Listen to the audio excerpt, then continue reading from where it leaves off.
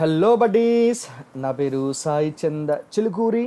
Welcome to minds academy, మన academy. So మనం ఈరోజు ఇంపార్టెంట్ కరెంట్ టాపిక్స్ని చకచకా డిస్కస్ చేసుకుంటూ వెళ్ళిపోదాం. అంతకంటే ముందు మీరందరూ కూడా మైండ్స్ అకాడమీ అప్లికేషన్ని ప్లే స్టోర్ నుంచి ఇన్స్టాల్ చేసి పెట్టుకోండి మీ మొబైల్ ఫోన్లో.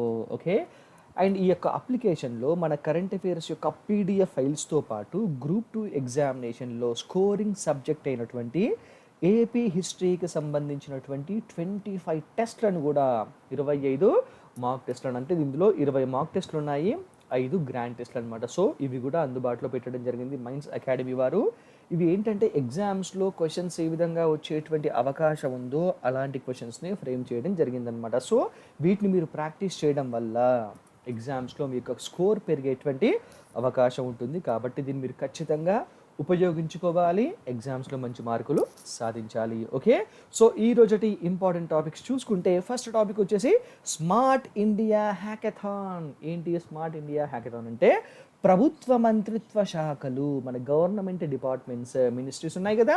సో ఇక ప్రభుత్వ మంత్రిత్వ శాఖలు ఎదుర్కొంటున్నటువంటి సాంకేతిక సమస్యలకు, టెక్నికల్ ఇష్యూస్కి విద్యార్థులు పరిష్కార మార్గాలు చూపించడమే ఉద్దేశంగా. సో అర్థమవుతుంది కదా ఇక్కడ పాయింట్ ఏంటి అంటే మన మినిస్ట్రీస్ ఏవైతే టెక్నికల్ ఇష్యూస్ని, సమస్యలను ఎదుర్కొంటున్నాయో వాటికి సొల్యూషన్స్ని ఎవరు చూపించాలి? విద్యార్థులే చూపించాలన్నమాట. సో ఆ విధంగా విద్యార్థుల లోపల ఇన్నోవేటివ్ థాట్స్, కొత్తగా ఆలోచించేటువంటి విధానాన్ని కల్పించాలనేటువంటి ఉద్దేశంతో కేంద్ర మానవ వనరుల శాఖ, సో దీన్ని ఇప్పుడు విద్యాశాఖగా కూడా మార్చడం జరిగిందనమాట. ఎన్ఈపి, నేషనల్ ఎడ్యుకేషన్ పాలసీ 2020లో భాగంగా. అయితే ఈ యొక్క కేంద్ర మానవ వనరుల యొక్క శాఖ 4వ స్మార్ట్ ఇండియా హ్యాకథాన్ని ప్రారంభించడం జరిగింది. సో ఈ ఏడాది 243 సమస్యల పరిష్కారానికి 10,000 మందికి పైగా విద్యార్థులు, సో ఈ యొక్క 243 సమస్యల్ని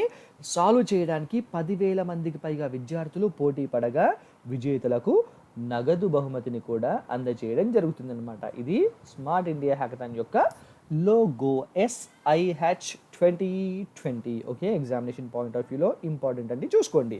నెక్స్ట్, ఆంధ్రప్రదేశ్లోని శ్రీహరికోటలో ఉన్నటువంటి శ్రీహరికోట లాంచ్ సెంటర్లో త్వరలో రాకెట్ లాంచ్ పాడ్ని ఏర్పాటు చేయడానికి అనుమతిని ఇస్తున్నామని చెప్పేసి ఇస్రో తెలపడం జరిగిందనమాట. ఎవరికంటే ప్రైవేట్ వారు, సో ప్రైవేట్ సెక్టార్ వాళ్ళు ఏంటి యొక్క షార్లో ప్రైవేట్ లాంచ్ ప్యాడ్ని, రాకెట్ లాంచ్ ప్యాడ్ని ఏర్పాటు చేయడం కోసము అనుమతిని ఇస్తున్నట్టుగా ఇస్రో చెప్పడం జరిగిందనమాట. రీసెంట్గా మన ఇండియన్ గవర్నమెంట్ స్పేస్ని కూడా ప్రైవేటైజ్ చేయాలని చెప్పేసి నిర్ణయించింది కదా.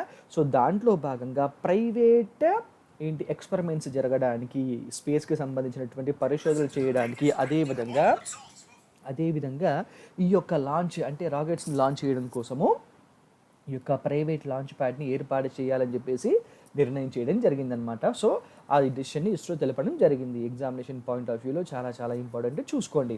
Next, NMDC, national mineral development కార్పొరేషన్కి సిఎండిగా ఎన్ విజేంద్ర కుమార్ గారు పదవీ విరమణ చేయగా, వీరు రిటైర్ కాగా వీరి యొక్క స్థానంలో సుమిత్ దేవ్ గారు బాధ్యతల్ని తీసుకోవడం జరిగింది. ఓకే, ఎగ్జామినేషన్ పాయింట్ ఆఫ్ వ్యూలో పర్సన్స్ ఇంపార్టెంట్, అంటే ఏ పర్సన్స్ దేనికి అపాయింట్ అయ్యారు అని చెప్పేసి క్వశ్చన్స్ వచ్చే అవకాశం ఉంటుంది, చూసుకోండి.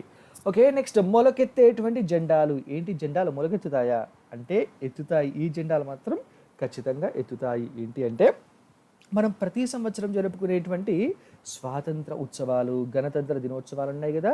సో ఈ యొక్క స్పెషల్ డేస్తో పాటు మనం ఫెస్టివల్స్కి పేపర్ని చాలా రెగ్యులర్గా వాడుతూ ఉంటాం అనమాట. ఫర్ ఎగ్జాంపుల్, ఇప్పుడు రాఖీ ఫెస్టివల్ ఉంది రేపు. సో ఈ యొక్క రాఖీ పండుగ కూడా మనం రాఖీలు తయారు చేస్తుంటాం కదా. ఈ విధంగా చాలా పర్వదినాలకు వాడేటువంటి వస్తువులలో ప్లాస్టిక్ యొక్క వినియోగం అనేది విపరీతంగా పెరగడం జరిగింది. దీనివల్ల పర్యావరణ పరంగా మనం చాలా సవాళ్ళను ఎదుర్కొంటున్నాము. సో టెంపరేచర్ పెరుగుతుంది, భూమిపైన ఉన్నటువంటి చాలా జీవరాశులు కూడా ప్రమాదంలో పడిపోతున్నాయి, అంతరించిపోయేటువంటి ప్రమాదంలో పడుతుందన్నమాట. అండ్ చెట్ల యొక్క శాతం కూడా తగ్గిపోతుంది. సో వీటిని తగ్గించడానికి, ఈ విధంగా పర్యావరణ పరంగా జరుగుతున్నటువంటి ఈ యొక్క పరిణామాలను తగ్గించడం కోసము పర్యావరణ హితంగా మన ఉత్సవాలు జరుపుకోవడానికి plantable seed paper, plantable seed పేపర్ని వాడాలి అని చెప్పేసి చెప్తున్నారనమాట. అయితే ఈ ప్లాంటబుల్ సీడ్ పేపర్ని ఎట్లా తయారు చేస్తారంటే దీన్ని రీసైక్లింగ్ చేసినటువంటి పేపర్ని వాడతారనమాట. ఈ యొక్క ప్లాంటబుల్ సీడ్స్ పేపర్లో దీనిలో ఏమేం చేస్తారంటే ఈ రీసైకిల్ చేసినటువంటి పేపర్లో 3 లేయర్స్గా 3 దొంతర్లుగా ఉంటుందన్నమాట. ఈ విధంగా 3 దొంతర్లుగా ఉంటుంది. సో ఈ యొక్క దొంతర్లలో సులువుగా మొలకెత్తేటువంటి విత్తనాలను అంటిస్తారు. ఈ యొక్క లేయర్స్ మధ్యలో విత్తనాలని అంటే కాస్త పదన తగ్గగానే ఇంత నీళ్లు పడగానే త్వరగా మొలకెత్తేటువంటి విత్తనాలని అంటించి జెండాలను తర్వాత రాఖీలను తయారు చేయడం జరుగుతుందన్నమాట. వీటిని మనం వేడుకలలో వాడుకున్న తర్వాత ఫెస్టివల్స్లో కానీ స్పెషల్ డేస్లో కానీ వీటిని వాడుకున్న తర్వాత పడివేయకుండా ఖాళీ ప్రదేశాలలో కుండీలలో పాతి పెట్టినప్పుడు వాటికి తడి తగలగానే అందులో ఉన్నటువంటి విత్తనాలు ఈజీగా మొలకెత్తడం జరుగుతుందన్నమాట. ఆ విధంగా మొక్కలు పెరిగి మన యొక్క వేడుకలు పర్యావరణ హితంగా మారుతాయి. చాలా మంచి ఇన్నోవేషన్ కదా. దీన్ని ఖచ్చితంగా ఫుల్ ఫ్లెడ్జ్డ్గా ఇంప్లిమెంట్ చేయాలి. ఎందుకోసం అంటే ఇప్పుడు మనం జెండా వందనం అప్పుడు కానీ గణతంత్ర దినోత్సవాలప్పుడు కానీ ఏం చేస్తాం, జెండాని కడతాము చాలా శ్రద్ధతోటి దేశం పైన భక్తితో కడతాం. కానీ వన్స్ ఆ యొక్క ఈవెంట్ అయిపోయిన తర్వాత మనం రోడ్డు పైన చూస్తుంటే ఎక్కడ పడితే అక్కడ మన నేషనల్ ఫ్లాగ్స్ పడిపోయి ఉంటాయి. సో వాటిని ఎవరైనా రెస్పెక్ట్ చేస్తారంటే చేసేవాళ్ళు చేస్తున్నారు, కానీ అటు పేపరు వేస్ట్ అవుతుంది అండ్ ఈ యొక్క జాతీయ జెండా కూడా అవమానం జరుగుతుందన్నమాట. ఇట్లాంటి వాటిని మనము పర్యావరణహితంగా వాడుకోవడానికి మార్చుకోవడానికి ఇది ఒక మంచి అవకాశం అనమాట. సో ఈ యొక్క కట్టేటువంటి ఉత్సవాలకు డెకరేట్ చేసేటువంటి జెండాలు కావచ్చు, రాఖీ పండుగకు వాడేటువంటి రాఖీలలో ఈ విధంగా ఉండేటువంటి ప్లాంటబుల్ సీడ్ పేపర్ని వాడితే అటు మన ఫెస్టివల్స్ గ్రాండ్గా జరుగుతాయి, వాటితో పాటు మన ఎన్వైరన్మెంట్ని కూడా మనం సంరక్షించుకునేటువంటి అవకాశం ఉంటుందన్నమాట. ఒకసారి అందరూ ఆలోచించండి. ఓకే, నెక్స్ట్ విశాఖపట్నంలో ఉన్నటువంటి హిందుస్థాన్ షిప్ యార్డ్లో భారీ జెట్టి క్రేన్కి ట్రయల్ రన్ అనేది చేపడుతుండగా ఇది ఒక్కసారిగా పక్కకు జరిగి విరిగిపోవడం జరిగిందనమాట. విరిగి కింద పడిపోయింది. సో దీనివల్ల ఈ యొక్క క్రేన్ యొక్క టెస్టింగ్లో పాల్గొన్నటువంటి 10 మంది పాపం అక్కడికక్కడే చనిపోవడం జరిగిందనమాట. సో అయితే అది ఎందుకు ఈ విధంగా పడిపోయింది అనేటువంటి దానికి ప్రాపర్ రీజన్స్ అయితే తెలవట్లేదు, కానీ ఇది షిప్ యార్డ్ యొక్క చరిత్రలోనే అత్యంత ఘోరమైనటువంటి ప్రమాదంగా నిలిచిపోవడం జరిగింది. సో వాళ్ళందరికీ కూడా ఆత్మకు శాంతి చేకూరాలని చెప్పేసి మనం కోరుకుందాం. నెక్స్ట్ లిపు లేక్ పైన చైనా కన్ను పడ్డదనమాట. లిపు లేక్ ఏంటి అనేది మనం ఇంతకుముందు కరెంట్ అఫైర్స్ వీడియోస్ చేసినప్పుడు దానిలో డీటెయిల్గా డిస్కస్ చేసాము. ఒకసారి ఆ వీడియోస్ని చూడండి. దీనిలో కూడా మీకు బ్రీఫ్ ఇన్ఫర్మేషన్ ఇస్తాను. తూర్పు లదాఖ్ ప్రాంతంలో ఉద్రిక్తతలు సద్దుమణగక ముందే, సో తూర్పు లదాఖ్ ప్రాంతంలో సైన్యాన్ని ఎక్కడిదక్కడ ఎల్ఏసీకి అటు ఇటు మళ్ళీ మోహరింప చేసేసుకోవాలి. వాళ్ళు ఎక్కడి వరకైతే వచ్చారో అంటే ఎల్ఏసీని క్రాస్ చేసి రావడం జరిగింది కదా, సో దాన్ని మీరు మళ్ళీ వెనక్కి వెళ్ళిపోవాలని చెప్పేసి ఇండియన్ గవర్నమెంట్ వారితో డిస్కషన్స్ చేసిన తర్వాత చైనా వాళ్ళ కొంచెం వెళ్ళిపోతున్నప్పటికీ పూర్తి స్థాయిలో ఇంకా అక్కడ ఏంటి కండిషన్స్ మొత్తం కూడా సద్దుమణగక ముందే చైనా ఏం చేసిందంటే ఉత్తరాఖండ్ సరిహద్దులో ఉన్నటువంటి లిపు లేక్ పాస్ దగ్గర 1000 మంది వరకు సైన్యాన్ని మోహరించిందని చెప్పేసి మన భారతీయ సీనియర్ మిలిటరీ కమాండర్ చెప్పడం జరిగిందనమాట. వీరు ప్రకటించారు. అయితే హిందువులు చాలా పవిత్రమైనటువంటి యాత్రగా భావించేటువంటి సాహసోపేతంగా ఉన్నటువంటి మానస సరోవర్ యాత్రకు వెళ్ళేటువంటి మార్గంలో ఈ లిపు లేక్ పాస్ అనేది ఉందన్నమాట. ఇక్కడ మీకు ఇమేజ్లో ఇచ్చాను చూడండి. ఇక్కడ ఉన్నటువంటి ప్లేసే లిపు లేక్ పాస్. యాక్చువల్గా ఇది ఏంటి అంటే అటు టిబెట్కి, ఇటు నేపాల్కి, ఇటు ఇండియాకి మధ్యలో ట్రై జంక్షన్గా ఉందన్నమాట. ఇది స్ట్రాటజికల్గా కూడా చాలా చాలా ఇంపార్టెంట్ ఇండియాకి. అయితే ఈ యొక్క లిపు లేక్ పాస్ని ఏంటంటే చైనా కంట్రీ తోటి వాణిజ్య సంబంధాల కోసము 1992లో ఫస్ట్ టైం దీన్ని యొక్క లిపు లేక్ మార్గంలో ఒక శిబిరాన్ని ఏర్పాటు చేయడం జరిగిందనమాట ఇండియన్ గవర్నమెంట్. ఎందుకోసం అంటే 1992 ఆ టైంలో మనం ఎల్పిజి రిఫార్మ్స్ తీసుకొచ్చాం కదా, లిబరలైజేషన్, ప్రైవేటైజేషన్, గ్లోబలైజేషన్. సో అప్పటి వరకు క్లోజ్డ్ ఎకానమీగా ఉన్నటువంటి మన భారతదేశ ఆర్థిక వ్యవస్థను ఓపెన్ మార్కెట్ కింద తెరవడం జరిగిందనమాట. సో అప్పటి నుంచి ట్రేడ్ అనేటువంటిది విపరీతంగా పెరగడం స్టార్ట్ అయింది. సో ఆ విధంగా ట్రేడ్ని ఇంకా డెవలప్ చేయడం కోసం అని చెప్పేసి 1992 ప్రాంతంలో ఈ లిపు లేక్ మార్గంలో ఒక శిబిరాన్ని ఏర్పాటు చేశారనమాట. అప్పటి నుండి ప్రతి ఏడాది జూన్ నుండి అక్టోబర్ వరకు వాణిజ్య కార్యకలాపాల కోసము ఈ మార్గాన్ని తెరిచి ఉంచుతారు. ఆ టైంలో సరిహద్దుకు ఇటువైపు అటువైపు రెండు వైపులా కూడా ఆదివాసీలు అక్కడ ఉండేటువంటి ట్రైబల్ పీపుల్ వ్యాపార లావాదేవీలు జరుపుకుంటూ వాళ్ళ యొక్క జీవితాన్ని కొనసాగిస్తూ ఉంటారనమాట. అయితే ఇప్పుడు ఈ మార్గం పైనే చైనా కన్ను వేయడం జరిగింది. ఎందుకోసం అంటే మనం ఇంతకుముందు అనుకున్నాం కదా, స్ట్రాటజికల్గా ఇది చాలా చాలా ఇంపార్టెంట్ పాయింట్ ఇండియాకు చైనాకు. సో దానిపైన ఇప్పుడు చైనా కన్ను వేయడం జరిగిందనమాట. అయితే ఇక్కడ చూడండి, ఈ లిపు లేక్ పాస్ నుంచి మానస్ సరోవర్కి చాలా దగ్గర దారి ఉందన్నమాట. ఇక్కడ నుంచి కాకుండా వేరే మార్గంలో వెళ్ళాలి అంటే సిక్కిం నుంచి వెళ్ళాల్సి ఉంటుందన్నమాట. ఇది ఉన్నటువంటి మరొక ఇంకొక రూట్ అనమాట. ఇది చాలా లాంగెస్ట్ రూట్. ఈ యొక్క సిక్కిం నుంచి కనుక మానస్ సరోవర్ యాత్రకు వెళ్ళాలి అనుకుంటే దాదాపుగా 3 to 4 days టైం పడుతుందన్నమాట. కానీ ఈ లిపు లేక్ పాస్ నుంచి విత్ ఇన్ ఏ డే, ఒక్క రోజు లోపట్నే మానస్ సరోవర్ యాత్రను పూర్తి చేసుకోవడానికి అవకాశం ఉంటుంది. సో అటు ఏంటి, ఈ యొక్క మానస సరోవర్ యాత్ర పరంగా, దాంతోపాటు ట్రేడ్ పరంగా, ఈ రెండింటికంటే అతి ముఖ్యంగా స్ట్రాటజికల్గా సరిహద్దు ప్రాంతంలో భద్రతా కారణాల పరంగా కూడాను ఈ యొక్క లిపు లేక్ పాస్ అనేటువంటిది చాలా చాలా ఇంపార్టెంట్ మన యొక్క ఇండియాకి. సో దీని గురించి ఇంకా డీటెయిల్ వీడియో నేను మీకు మళ్ళీ చేసి పెడతాను. ఇక్కడ నోట్ అని పెట్టాను చూడండి. అదేంటి అంటే లిపు లేక్ ప్రాంతం నుండి హిమాలయాల వరకు 80 కిలోమీటర్ల రోడ్డు మార్గంని మన ఇండియా నిర్మించడం జరిగింది కదా. సో ఈ యొక్క రోడ్డు మార్గం పైన, ఈ యొక్క రోడ్ని ఇండియా నిర్మించడం పైన నేపాల్ అభ్యంతరం చెప్పిందనమాట. ఎందుకోసం అంటే ఈ ప్రాంతము నా దేశంలో ఉన్నటువంటి ప్రాంతము, మీరే విధంగా రోడ్ని కన్స్ట్రక్ట్ చేస్తారని చెప్పేసి ఆబ్జెక్షన్ చేయడం జరిగింది నేపాల్. దాంతోపాటు ఈ ప్రాంతాన్ని తన యొక్క దేశ భూభాగంగా చూపించడం కోసం అని చెప్పేసి మ్యాప్ని రూపొందించి ఆ యొక్క దేశ పార్లమెంట్లో రాజ్యాంగ సవరణ ద్వారా దీన్ని ఆమోదించడం కూడా జరిగింది నేపాల్ గవర్నమెంట్. అయితే ఇప్పుడు అదే నేపాల్ ఏం చేస్తుంది అంటే యుఎన్కి, యునైటెడ్ నేషన్స్కి కూడా తన యొక్క అంటే తన అఫీషియల్గా ఆమోదించినటువంటి దేశం యొక్క మ్యాప్ ఏదైతే ఉందో దాన్ని యునైటెడ్ నేషన్స్కి పంపిస్తుంది అనమాట. ఇది మా దేశం యొక్క సరిహద్దు ప్రాంతము, భూభాగము అని చెప్పేసి చెప్పడానికి అటు యుఎన్కి ఇటు గూగుల్కి రెండింటికి కూడా పంపించడానికి ప్రయత్నాలు చేస్తుంది. మరి దీనిపైన మన ఇండియన్ గవర్నమెంట్ ఏ విధమైనటువంటి రియాక్షన్ ఇస్తుందో, ఏ విధంగా ప్రతిస్పందిస్తుందో మనం చూద్దాం.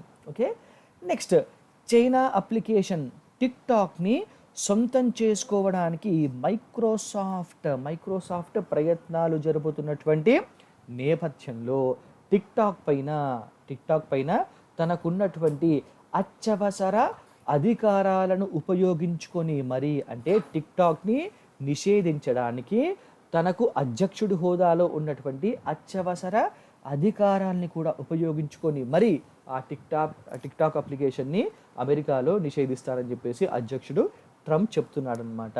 అయితే ఇక్కడ పాయింట్ ఏంటి అంటే ముఖ్యంగా అంటే మైక్రోసాఫ్ట్ దాన్ని సొంతం చేసుకుంటుంది అనేటువంటి కారణంతో కాదు, అమెరికన్ల యొక్క వ్యక్తిగత భద్రత ఉంది కదా. సో వ్యక్తిగత భద్రత అండ్ గోప్యత, వాటికి సంబంధించినటువంటి ప్రమాదకరమైనటువంటి విషయాలు, అంటే యొక్క సెక్యూరిటీకి సంబంధించి, దాంతోపాటు వాళ్ళ ప్రైవసీకి సంబంధించినటువంటి ఈ యొక్క డీటెయిల్స్ ఏవైతే ఉన్నాయో, వివరాలు ఏవైతే ఉన్నాయో అవన్నీ కూడా ఇండియా అటు చైనాకు చేరవేస్తుందనేటువంటి ఉద్దేశంతో దీన్ని కంట్రోల్ చేయాలంటే ఖచ్చితంగా టిక్టాక్ని నిషేధించాల్సిందే అనేటువంటి ఉద్దేశంతో ట్రంప్ ఈ విధంగా వ్యాఖ్యలు చేయడం జరిగిందనమాట. అండ్ అమెరికా కంపెనీ ఈ యొక్క టిక్టాక్ హక్కుల్ని కొనుగోలు చేయడం తనకు ఆమోదయోగ్యం కాదు అని కూడా ట్రంప్ చెప్తున్నాడు అనమాట. సో మెయిన్గా ఏంటి అంటే అమెరికన్ల యొక్క వ్యక్తిగత గోప్యత, భద్రతకు ప్రమాదకరమైనటువంటి టిక్టాక్ హక్కుల్ని అమెరికా కంపెనీ కొనుగోలు చేయడం నాకు ఇష్టం లేదు, అందుకోసమే నేను దాన్ని నిషేధిస్తానని చెప్పేసి అధ్యక్షుడైనటువంటి ట్రంప్ చెప్తున్నాడు. ఓకే, చూద్దాం. నెక్స్ట్ అమర్ సింగ్ కన్నుమూత. ప్రస్తుతం రాజ్యసభ సభ్యుడిగా ఉన్నటువంటి సమాజ్వాదీ పార్టీ మాజీ నేత అమర్ సింగ్. సో వీరికి ఏమైంది అంటే 2011వ సంవత్సరంలో కిడ్నీ ట్రాన్స్ప్లాంటేషన్ జరిగిందనమాట. దాని తర్వాత మరికొంతకాలానికి మరొక కిడ్నీ కూడా చెడిపోవడం జరిగింది. సో ఇప్పుడు ఆ కిడ్నీ కూడా ట్రాన్స్ప్లాంటేషన్ చేయించుకోవడం కోసము సింగపూర్లో ఒక హాస్పిటల్లో ట్రీట్మెంట్ తీసుకుంటున్నారు. సో ఈ ట్రీట్మెంట్ తీసుకుంటున్నటువంటి టైంలో అనుకోకుండా హెల్త్ ఇష్యూస్ అనేటువంటివి ఇంకా ఎక్కువగా వచ్చి ఆరోగ్యం విషమించి వీరు కన్నుమూయడం జరిగింది అమర్ సింగ్ గారు. ఓకే, ఈయన రాజ్యసభ సభ్యుడిగా ఉన్నారనమాట. నెక్స్ట్ ఐఓఎస్ నుంచి 29,000 అప్లికేషన్స్ని తొలగించడం జరిగిందనమాట. ఐఓఎస్ అనేది యాపిల్కి చెందినటువంటి యాప్ స్టోర్ అనమాట. సో దిగ్గజ మొబైల్ తయారీ సంస్థ అయినటువంటి యాపిల్ తన యాప్ స్టోర్ నుంచి 29,800 చైనా అప్లికేషన్స్ని తొలగించగా ఇందులో దాదాపు 26,000 యాప్స్ గేమ్స్కి సంబంధించినవే ఉన్నాయన్నమాట. సో ఈ యొక్క 29,800 అప్లికేషన్స్లో 26,000 అప్లికేషన్స్ గేమ్స్కి సంబంధించినవే ఉన్నాయి. సో దీనివల్ల చైనా పైన చాలా పెద్ద దెబ్బ పడేటువంటి అవకాశం ఉంటుంది. అయితే దీన్ని తొలగించడానికి కారణం ఏంటి అంటే, లైసెన్స్ లేనటువంటి గేమ్ అప్లికేషన్స్ పైన చైనా అధికారులు చర్యలు తీసుకుంటున్నారు కాబట్టే యాపిల్ ఈ విధంగా చేసిందని చెప్పేసి క్విమై అనేటువంటి ఒక రీసెర్చ్ సెంటర్ చెప్పడం జరిగింది. సో మన ఇండియాలో కూడా అప్లికేషన్స్, చైనాకు చెందినటువంటి అప్లికేషన్స్ని బ్యాన్ చేశారు కదా, ఇప్పుడు అమెరికా కూడా టిక్ టాక్ని బ్యాన్ చేస్తా అని చెప్పేసి అంటుంది. దాంతోపాటు దిగ్గజ మొబైల్ తయారీ సంస్థ అయినటువంటి యాపిల్ కూడా తన యొక్క iOS నుంచి 29,000 చైనా అప్లికేషన్స్ని తొలగించడం జరిగింది. సో చైనాకి బుద్ధి చెప్పడానికి ఈ విధంగా అన్ని దేశాలు కూడా ఏకకంఠంతో ముందరకు వెళ్తున్నాయి. చూద్దాం మరి ఏమవుతుందో. నెక్స్ట్, చైనా భాష మనకొద్దు అని చెప్పేసి అంటున్నారు. ఎవరో తెలుసా? మనమే. ఎందుకోసం అంటే, కేంద్రం కొత్తగా ఆమోదించినటువంటి NEP నేషనల్ ఎడ్యుకేషన్ పాలసీ, జాతీయ నూతన విద్యా విధానం 2020లో చైనా భాషకు చోటు అనేటువంటి దక్కలేదన్నమాట. ఎక్కడ దక్కలేదు, ఎందుకోసం అంటే, ప్రతి విద్యార్థి కూడా తనకు ఆసక్తి ఉన్నటువంటి విదేశీ భాషను నేర్చుకోవడానికి, అక్కడి సంస్కృతులు, సామాజిక స్థితిగతులపైన జ్ఞానాన్ని పెంచుకోవడానికి సెకండరీ స్కూల్లో ఈ యొక్క విదేశీ భాషను ప్రవేశపెట్టడం జరిగిందనమాట. సో ఆ స్టూడెంట్ తనకి ఇష్టం ఉన్నటువంటి లాంగ్వేజ్ని తను నేర్చుకోవచ్చు. మెయిన్లీ ఎందుకోసం చూసాం కదా ఇక్కడ, అక్కడ ఉన్నటువంటి సంస్కృతులు, సామాజిక స్థితిగతులపైన తన యొక్క జ్ఞానాన్ని పెంచుకోవడం కోసము. అయితే గత సంవత్సరము ఈ యొక్క NEP ముసాయిదా డ్రాఫ్ట్ ఏదైతే ఉంటుందో, ఈ డ్రాఫ్ట్లో ఫ్రెంచ్, జర్మనీ, స్పానిష్, జపనీస్ లాంగ్వేజెస్తో పాటు చైనీస్ భాష కూడా ఆ డ్రాఫ్ట్లో ఉండే. అయితే ఇప్పుడు చైనాతో ఉన్నటువంటి మన బార్డర్ ఇష్యూస్ కావచ్చు, ట్రేడ్ ఇష్యూస్ కావచ్చు, వీటన్నిటిని దృష్టిలో ఉంచుకొని కేంద్ర ప్రభుత్వం ఏం చేసిందంటే, తాజాగా ఆమోదించినటువంటి కేంద్ర క్యాబినెట్ ఆమోదించింది కదా.